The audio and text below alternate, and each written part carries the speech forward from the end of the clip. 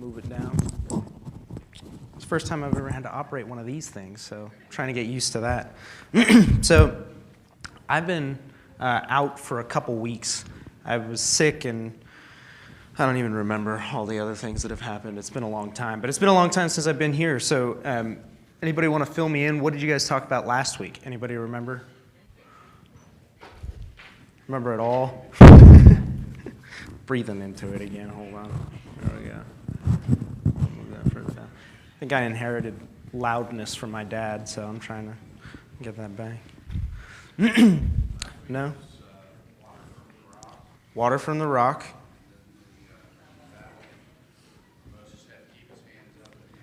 Yeah. Okay. All right, cool. Those are good ones. So this week we're going to be talking about Exodus 19 and 20, which is God revealing himself to the Israelites on Mount Sinai and to Moses. And then Exodus 20 is God giving the law, or at least the beginnings of the law. The law continues out for the next 10 chapters. There's a whole bunch of them, a whole bunch of commandments that God gives the Israelites. Let's start off with a couple review questions, I think. So let's do some from, I think what I got marked here is Adam. So, doing 39. What was Adam's excuse to God for eating the forbidden fruit? So God came to Adam and said, because the woman told me, right? What was Eve's excuse? Because the serpent told me. So, the passing of blame. What was God's punishment for the serpent? Anybody remember? Crawl on your belly. And also that the woman's son will strike you with his heel.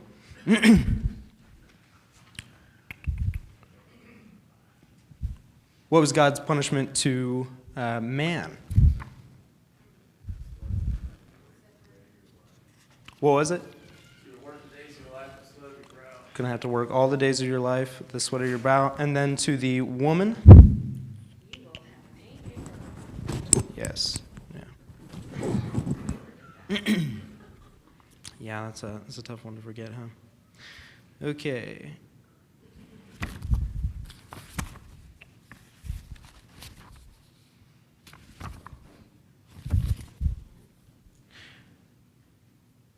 So after hearing the news and seeing the baby Jesus, what did the shepherds do? That's in Luke 2:17 and 20, if anybody wants to look at that.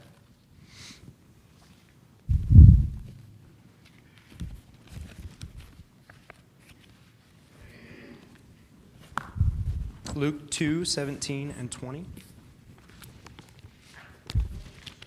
What did the shepherds do?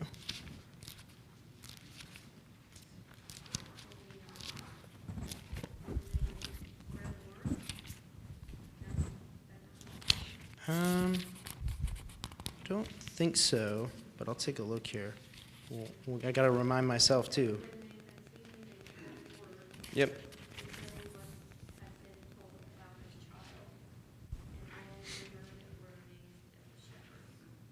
Yep. So they made known what had been told to them about the child, and all who heard it were astonished and wondered at what the shepherds told them. And then they returned, glorifying and praising God for all that they had heard and seen, just as it had been told to them. So they spread the word, and then they rejoiced and celebrated the word that they had heard. And then, question. Just a couple lessons back, I'm going to ask a couple questions about Moses. So, yep.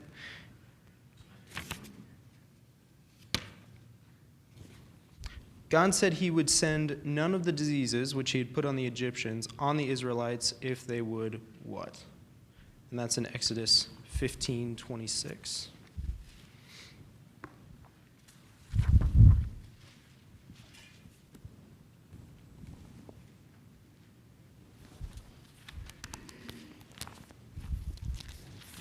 Anybody got that?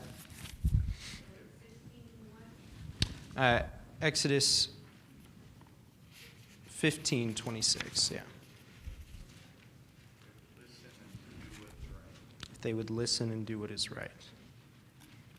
Okay. All right, so we'll go ahead and start into the chapters for today then. I keep tapping this thing. Let's go through, let's see here. Let's go, anybody want to read for us Exodus 19, verses 1 through 6. Yeah, you go ahead. On the third new moon after the people of Israel had gone out of the land of Egypt, on that day they came into the wilderness of Sinai.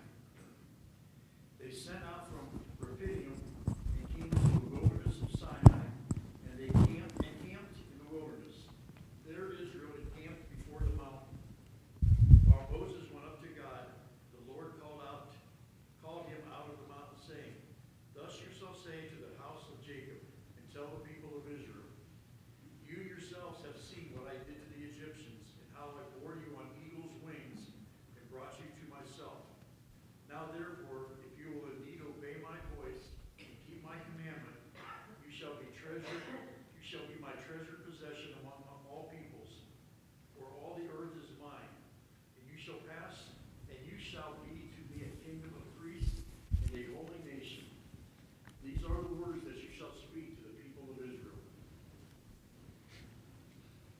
All right, so there's a couple things here that I think are pretty interesting. First thing is how long have the Israelites been away from Egypt? 3 months. 3 months, right? Why do you guys think God waited so long? Because if it were just distance from Egypt, right? Well, first of all, God has already shown them that Egypt does not have power to stop them, right?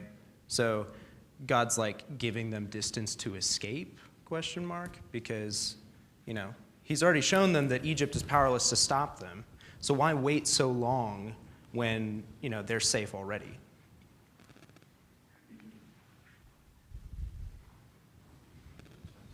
To test them, maybe to show to test their commitment, right? Because already we've seen there's a couple times that the Israelites have said, we want to go back, right?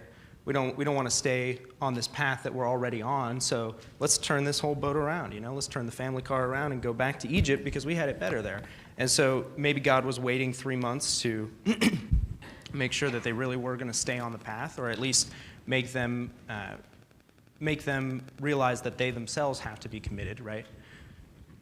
Because God already knew. So maybe it was about making sure that they set in their own hearts that they were committing to it, right? Right. Right. Right. Right, and so that's the other thing is maybe God is laying the groundwork, right? Like he's establishing almost like a statement of authority, right? Basically, God is going these 3 months to tell the Israelites, look, I am who I say I am, right? And I have the power to provide for you. And he's laying this groundwork so that the Israelites know for the covenant that's about to come in the next couple verses where God says, here's what I'm going to do if you follow me, if you trust in me, right? God's saying there's a reason to trust in me. He's giving them overwhelming evidence as to why they should trust him.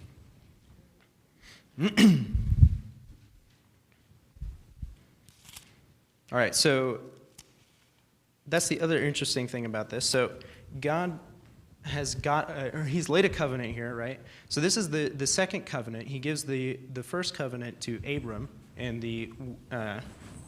I believe it was,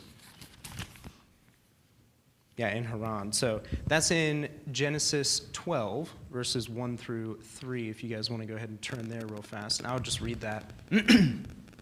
Now in Haran, the Lord said to Abram, go away from your country and from your relatives and from your father's house to the land which I will show you. And I will make you a great nation, and I will bless you, and I will make your name great, and you shall be a blessing. And I will bless those who bless you, and I will curse those who curse you. and in you all the families of the earth will be blessed, right? So does anybody notice a difference between that covenant and then this covenant, which says, you have seen what I did to the Egyptians and how I carried you on eagle's wings and brought you to myself. Now, therefore, you will in fact if you will obey my voice and keep my covenant, then you shall be my own special possession and treasure from among all the peoples, for all the earth is mine. Is there any big differences that you guys can see there? Exactly. Yeah. So the first state or the first covenant that God makes is not very conditional, right? God basically says, "I'm giving you this, and I will make you a great nation," right? And then in Exodus, he goes to the children of Israel and he says, "All right, now if you trust in me, then I will set you apart." So why do you guys think God changes? What is the motivation behind changing from this non-conditional covenant where God gives Abram these things to conditional covenant with Israel where they now have to trust in God and believe in him?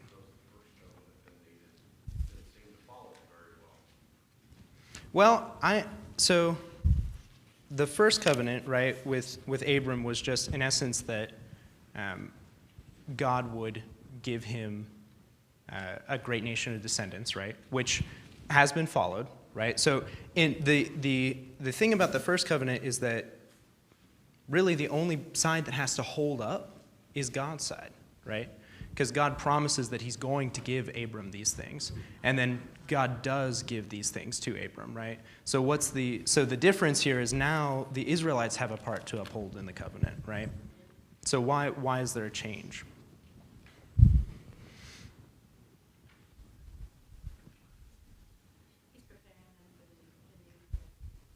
Right, he is building on this old covenant, right, and adding to it in essence, adding this conditional statement that now the Israelites have a part to play. So it starts out, it's God's part to play. God's going to uphold this. God shows that he's trustworthy, right, that he is faithful, that he's going to uphold his agreements. And then he makes a new agreement that now has two parts to it, right? And then eventually we all know that he's going to make, in the New Testament, he makes a new agreement that now everybody has a part to uphold with this, right? Which is very similar to the one that is in Exodus. But I think one of the biggest reasons here that he's doing I will say one of the reasons that I watched or read that was discussed was this is God showing that he cares about what we want, right? So God is giving us all these good things, and then in essence God says, now, if you want the good things, this is what I'm going to do to you, which is just interesting to say, right? Because who wouldn't want the good gifts of God and the good blessings of God? But I think it's important that God respects our choice throughout the whole situation, which he still does even now, right? God gives us this option. He knows what's going to happen if we don't trust in him, right? And he still gives us the option to not. And so I think one of the reasons that he was doing this was to show the Israelites that, like, look, I'm going to do good things to you, or for you, because I've promised Abram good things, right? And I'm going to continue to do these things, but only if you want them, and only if you make the commitment to follow through on this also. Right, making it accountable. Any other thoughts on that in particular? Pretty interesting. I did not know that. Mm. So thank you. I did not know that. Does anybody see any particular similarities between what God's saying here and our walk today? Yeah? What are you? It says total choice. He's with us 100%. It's our choice.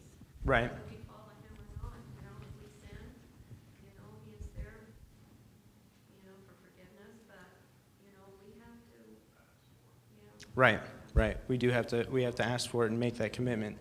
But also I think there's even like textually, it's a very interesting formula that God follows here in verse 4, right? So God says in essence, here's what I've done for you, right? And then here's how I've brought you to me. So I have done things for you, and then I've prepared a way for you to be with me, right? just exactly what he's done for us, right? God has defeated sin. He has defeated the bad part of human free will, right? And has then offered a way for us to come into adoption, right? To be with him eternally. Then he goes on and says, now therefore, if you will obey my voice and keep my covenant, right? Which is basically the exact same thing. He says, obey my commands, right? Be baptized, believe, have faith, which the word, that word there, the obey, it's this word that basically is, it's not just obey as in like strictly follow what I say. It's also have faith in, have trust, right? So the word is also to trust God. So he's not just saying like, if I say jump, jump. He's saying if I say jump, jump and know that I have a reason for it. Trust me, right? As he's going through this. Where it says, I don't know why, I think it's just great. Although the whole earth is mine, Mm-hmm. you will be for me a kingdom of priests and a holy nation. I don't know, you will be for me, meaning, Mm-hmm. I think that's fantastic. Right. Like that. No, exactly. I agree with you. And it is interesting because God's talking to this, it's a large group of people, but relatively, overall history, right, if you look at like the population of the world, a relatively very small group of people, right? And then he brings it to a global scale where he's saying,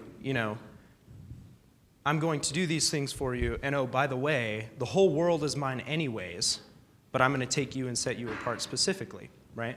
Which I think is almost, it might be reading a little bit too much into the text, and I'll leave that for you guys to judge also, but I think it's interesting because I think that it evokes this idea in the future, right, about how God's kingdom is not going to just be the Israelites, but it is going to span the whole world, right? It is not limited.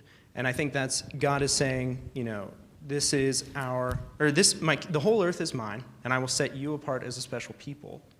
And then eventually the whole world is going to be mine anyways, right? He's talking forward about this. And then I thought this was really interesting, in particular in verse 6 here. You're going to be to me a kingdom of priests and a holy nation, right? Which is exactly what God says to us. So I'm going to hold on. They don't actually have the verse here. Interesting. Okay, so there's a verse in the New Testament where obviously God's talking about us, or I believe it's Paul says that we are priests, right? We are priests of God. And so it's that same idea here carried out for the children of Israel that's going to be carried out for Christians in the future. And it's interesting that God mentions this because then in the next couple chapters, God's going to lay out, here's what the priests are and here's what the priests do, right? But he says all of you are priests right here. So he says all of you are priests, and then he proceeds to define that not all of them are actually the priests, right? Which I think is again, it's almost a foreshadowing of God's kingdom. Everybody is expected to participate, to be the priests, right?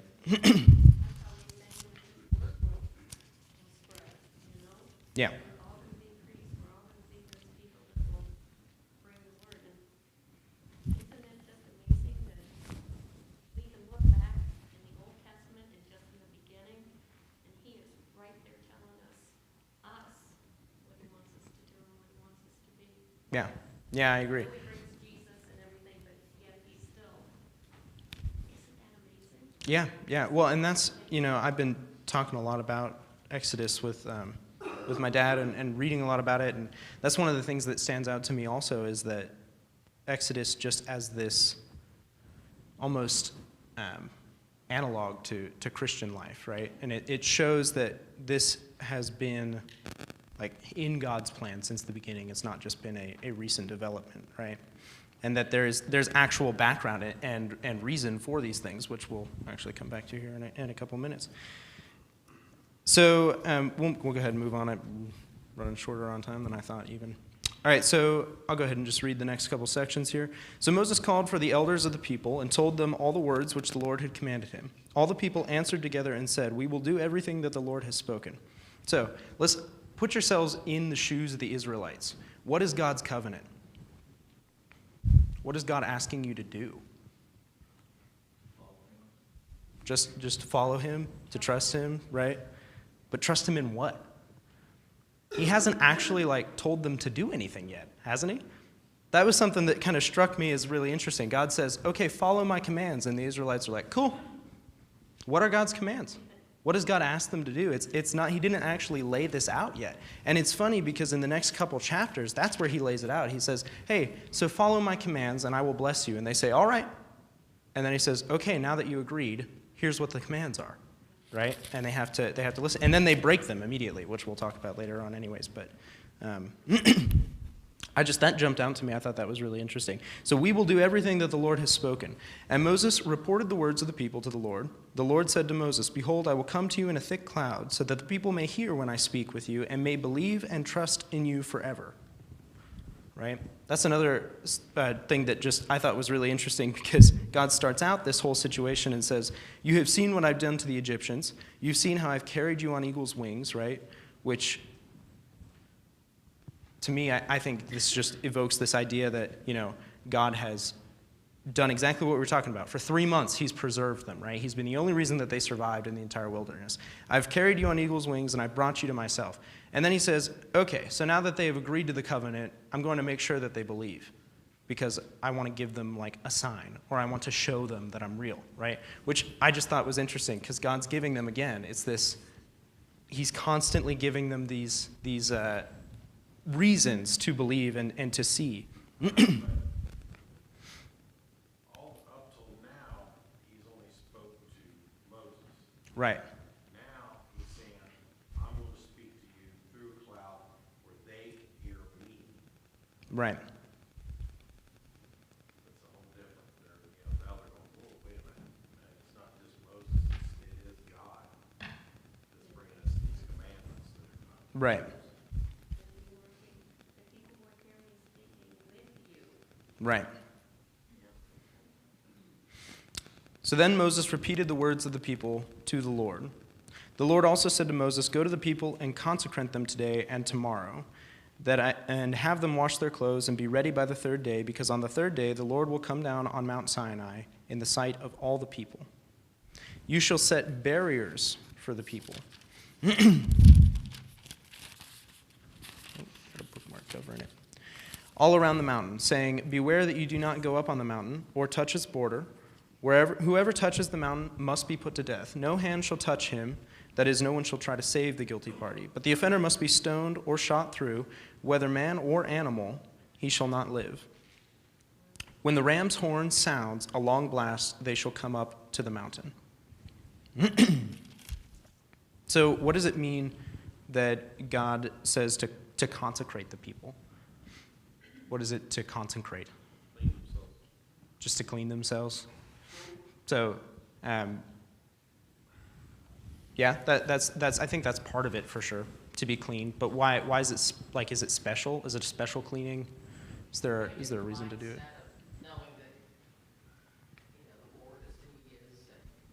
So it's a physical cleaning and a mindset, right? To set people in spiritually. So consecrating is this idea of preparing them and setting them apart for a special purpose, right? To devote themselves and to be prepared for the special purpose, which is that God is going to be in their presence, right? Why? So this was interesting to me too, because God says, I'm going to come down and I'm going to speak to you so that they can all hear me. And so that I'm in the sight of the people, in essence, right? That they can see my glory, which is kind of the purpose of them being in Mount Sinai in the first place, is that the mountain is, it's big. You're seeing it. And when God comes down on top of the mountain, it's going to be hard to miss, right? You're not going to be like Zechariah standing in the back like, I can't see. Like, it's going to happen, right? And God's going to be there, and everybody's going to see it. So he says, I'm coming down, I'm going to do this. Don't let them come close. Set up barriers. Why do you guys think God set up barriers and doesn't let them come near the mountain, in fact? Yeah. It's kind of strange. I think it's strange that God's doing that. seems to be that they need to understand more about the holiness of God. Right. They don't have that in mind yet. Right. It's this idea of like, and that it goes back to why they're consecrating themselves in the first place, is to prepare themselves that, this is a momentous occasion, and you don't disrespect God by even walking near to him unless he asks you to, right? And so you set up this barrier that they can't pass.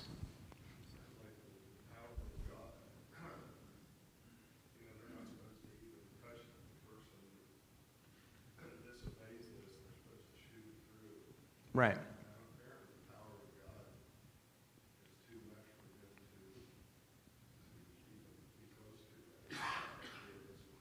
Right. So the power of God is just too much for them to even be around. Which I think this is interesting again just for us because Jesus is God, right? And so we have this precedence in Exodus where God's saying, I'm going to come down to the people. I'm going to speak to them, right? I'm going to speak to them so that they know that I am telling them what's going on, right? But don't let them come near me. Put up a barrier around the mountain. I only want to talk like with you, right? That you're going to come up. I'm going to speak to you. The Israelites are going to hear, but that's what's going to happen. Jesus comes down, right? Jesus is incarnated, and Jesus talks to everybody, not just everybody, but I mean the lowest of the low, right? Jesus goes to everyone to speak directly to them, so that we may know that God has sent him, right?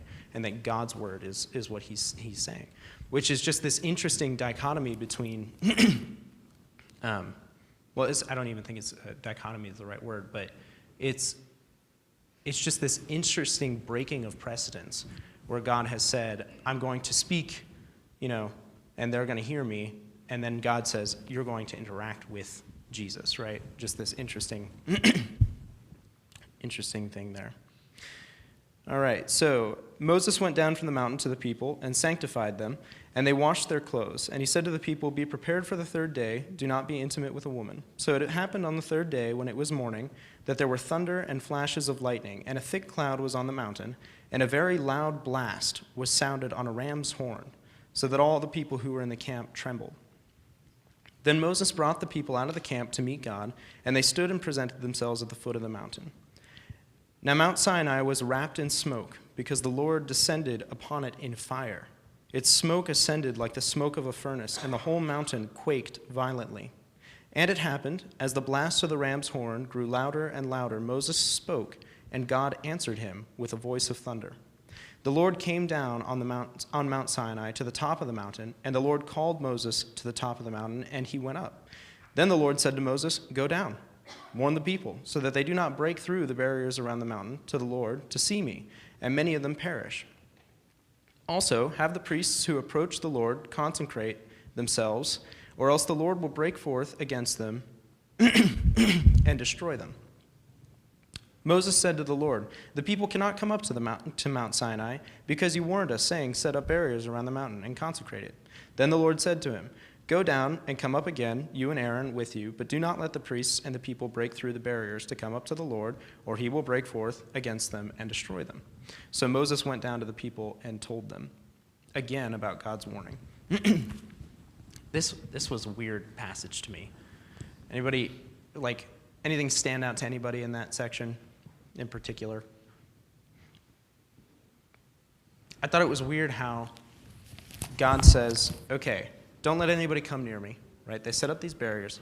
Then he says, Moses, come up to me. Go back down. And Moses is like, go back down. You already told us not to come up. And God says, oh, okay, that's right. Okay, so go back down. And then bring Aaron back up with you, right? Which is just this odd, because it shows that God's purpose in bringing Moses up in the first place was to send him back down. Because he's like, when you're really ready to talk, bring Aaron with you. And so Moses goes up to the mountain, and God says, go back down, come back up, go back down, come back up, go back down. All these things. And Moses is like, but we already set this apart. Why do you think God sends him down in the first place again? What? See if he'll do it. That could be part of it, right? Yeah. See if he's listening, right? Exactly, yeah. Just some exercise. Yeah, could be. What I was thinking as we were reading it reminded me of when there's like a car wreck and everybody's like, looking, you can see the people, even though they know that they're boundaries, they're Right. probably still trying to see the Lord. Right. Because it's this great smoke and you know there's something in it, so you're trying to peer around and Right. God knows that the people are going to be like, so he is trying to Right. say, hey, remember, tell your people, don't do this. Yeah, like, hey, just make double sure that they know, like, I know they know, but like, make sure that they know not to come up the mountain, right? And yeah, so Moses goes back down and does that. I don't know. I think that's really strange. It could also be one of the thoughts that I had is like kind of the ridiculousness of it, right? Like, it's kind of ridiculous. There could be this thought, right, that prevails among the Israelites. It could be, oh, Moses is just giving us stuff, right? Like Moses breaks a rock, gets lucky, some water pours out, right? Moses is telling us all these things, but we're not really hearing where it's coming from, so it could just be Moses, right? After watching Moses go up to the mountain, come back down, shaking his head, like, what am I doing? Stay behind the barriers. All right, Aaron, come with me. And then he walks back up, then he walks back down, then he walks, like all this other stuff. Moses is probably not wanting to walk up and down the mountain, right? And so it could be a combination of, it's this test to Moses to say, yeah, I know you don't want to walk up and down this mountain, but I'm telling you to. So do it. And then also this, like, not revelation, but this example to the Israelites of, yeah, it's probably not Moses just doing whatever he wants because this is a pain. Nobody wants to be doing this. So God's almost putting him through the hoops to show that it's, you're doing what I ask you to do, and the people are seeing that it's not of your own volition that you're doing these things. All right, so let's go into chapter 20, unless there's any other thoughts on chapter 19.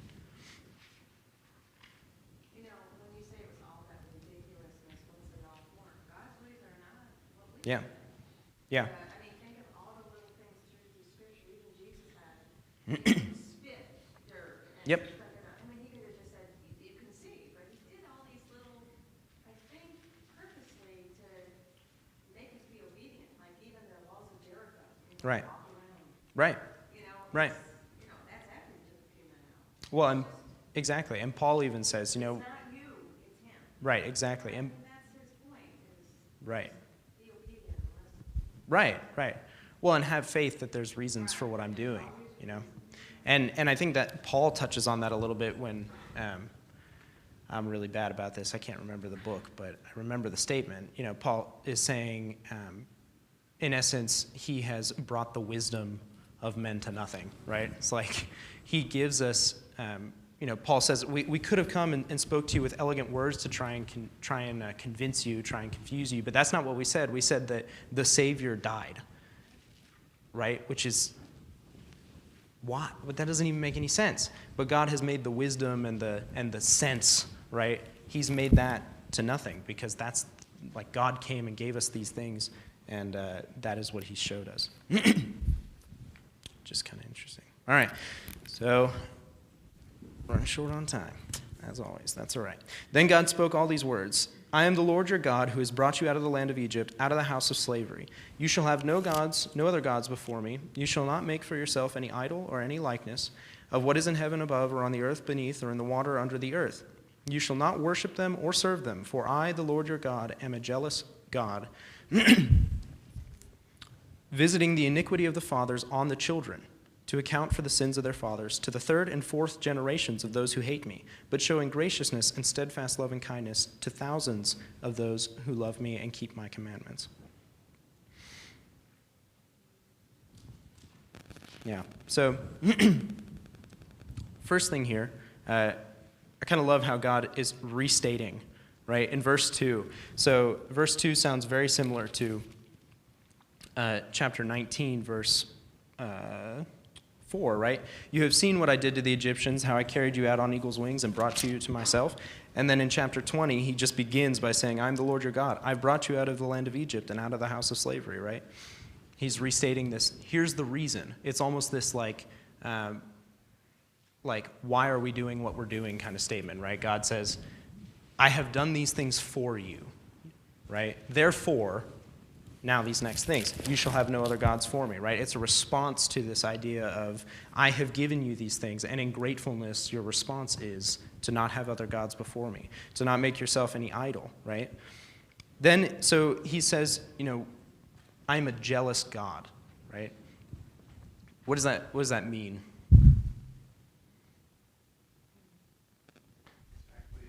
Exactly that he's jealous. Is that a good thing? Is it good for us to be jealous? Not really? I don't know. Don't think so. I don't either. I don't think jealousy is a good look on any of us, really, right? So it's good because it's God. So how is jealousy good for God? And is it jealousy like we're thinking of it? Is it jealousy that's different? I don't see why it would be, really, because he's letting you know he's in. Right. And it's easy for, and we understand what jealousy is. Right. We know it's not good to have this emotion towards another human being. And so God's kind of telling you that I'm jealous. I don't want you to have another God. I want you to follow me. I know what's best for you. Right. I can understand why he uses that. Right. I think sometimes it's easy to conflate jealousy and covetousness, right, in essence. Like, I'm jealous of my neighbor's car, Yes. right? Which is kind of the same thing as just saying, I just wish I had it, right? God's saying you belong to me. Right. It's this idea that God has set apart the children of Israel, which you can go back to chapter 19. There's a precedence for it. God's not just saying this in a vacuum. God isn't just saying, I am jealous for you. God's saying, you agreed, right, that if you follow my covenant and my commandments, that you are going to be my special possession in the entire world. Out of the whole world that's already mine, I am setting you apart. And as a response to that, if you're not going to set me apart as special, then I'm going to be jealous. I'm going to have a problem with that. That's going to be difficult, which I thought was interesting. It's just, I know that's said a lot, well, God's a jealous God. And I think sometimes it's easy to kind of, especially for me, like when I was younger, it's kind of difficult sometimes to be like, don't be jealous, but God's jealous. And that's okay, Yeah. We're jealous for things or feelings, and he's jealous for souls, which is not something that we can be jealous for. So his jealousy is out of love for us. Our jealousy of someone else is not because we love them. It's because we want something. So our jealousy is selfish, and his is not. Okay. I like that. That's a really good thought. So God's jealousy, in case anybody didn't hear, so God's jealousy is based on this love for others and love for us, right? Whereas oftentimes our jealousy is based on a love of ourselves or a want for ourselves, right? All right. Oh, the other thing that I really liked about this was this whole section. So God's a jealous God, and because of that, if you hate me, I am going to curse you and your children and your children's children and your children's children's children, right? Whoa, that's a whole lot. That's a whole lot, right? And he's visiting this on the generations who didn't necessarily do this, right? Like your children might not have the problem. It's really you. God's emphatically explaining that he is very jealous, right? But then you get this next section that says, but in verse 6, but showing graciousness and steadfast loving kindness to thousands of generations to those who love me, which is, I think, what God's trying to do there. Since the bell rang, I won't ask. I think what God's trying to do there is show that in the end, God is a jealous God, and he gets angry when we sin, right? But his love, his anger might endure for 3 or 4 generations, but his love is going to endure for thousands, right? It's just this idea that God is showing us that my grace is more, right? My love and my grace is more than my anger. Just about out of time here. Thank you guys for your comments. I appreciate everybody discussing with us and bringing up things. It's learned a lot. Sorry we didn't get all the way through chapter 20, but good chapter. I encourage you guys this week to read it and really think about it as you go about your week.